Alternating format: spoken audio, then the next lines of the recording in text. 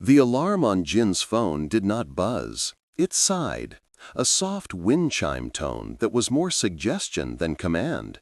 For a year, the frantic electronic shriek that had once launched him into his days of deadlines and dread had been silenced. Now, the sigh was his signal. He would rise, walk to his apartment window, and choose his destination. It had begun in the stagnant stillness of a life lived on autopilot. Jin's world had shrunk to the space between his screen and his sofa, a frantic rush through days that blurred into a monochrome smear. He was a ghost in his own life, efficient and empty. The breaking point was microscopic. Staring at a distant green hill from his window, a silhouette against the morning sun, and realizing he had no idea how to get there, or what he might find if he did. He knew its name from a map, Oakcrest Knoll, but it was as abstract and unreachable as a star. That day he made his vow, 1 year. One walk each day to a place he could see but had never visited. The first walks were exercises in impatience. His feet, accustomed to the hurried, purposeful slap against pavement, itched to run. His mind, a tangled knot of to-do lists, fought the silence.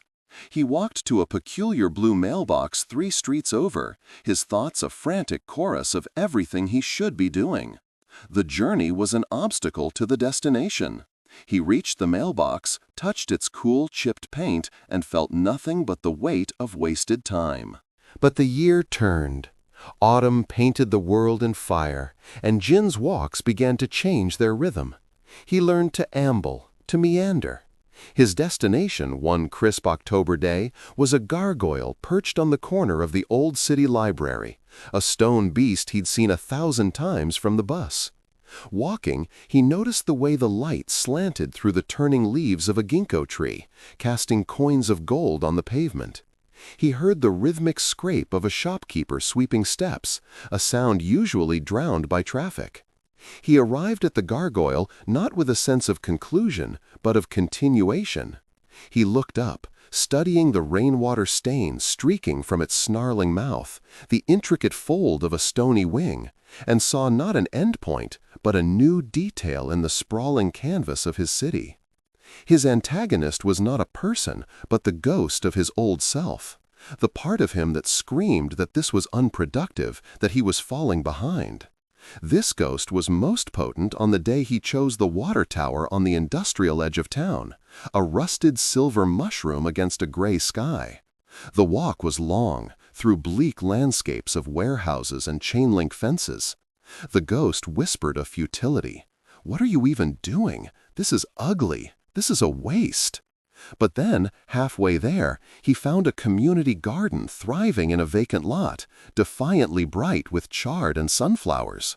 An old man with soil-stained knees nodded to him from behind a row of tomatoes. Jin nodded back, a silent communion. He reached the water tower, a hulking, impersonal structure, but the victory wasn't in touching its corrugated side. The victory was in the sunflower seed he found stuck to his shoe, a tiny, stubborn trophy from the journey itself. Winter forced a different kind of attention. His goal was a single, bare oak tree in the park, its branches a skeletal web against the snow. The cold was a physical pressure, silencing all but the most essential sounds, the crunch of his boots, the rasp of his own breath. There was no room for the ghost's distractions here. The world had been stripped down to its bones, and so had his walk. It was no longer a meditation, but a survival, a testament to the simple, profound act of moving forward through a stark and beautiful world.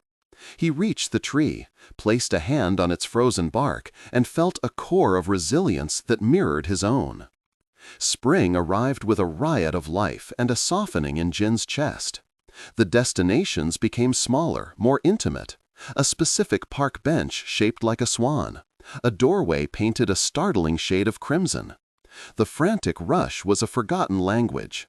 He now knew the names of the barista who started her shift at 7, the old woman who fed the pigeons with military precision, the toddler who was always trying to escape his stroller on the corner of Elm and 4th.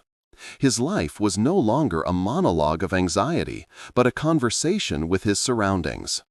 On the morning of the final day of his year, Jin stood at his window. The hill, Oak Crest Knoll, was once again clear in the morning light. It was a perfect, circular choice. He did not rush. He walked the now familiar route, noticing how the spring buds were finally giving way to the deep, confident green of early summer. He climbed the gentle slope, the grass cool and damp beneath his shoes. At the summit, he turned and looked back. He saw the quilt of his neighborhood, the glint of his own apartment window, the serpentine path of the river he'd crossed 100 times.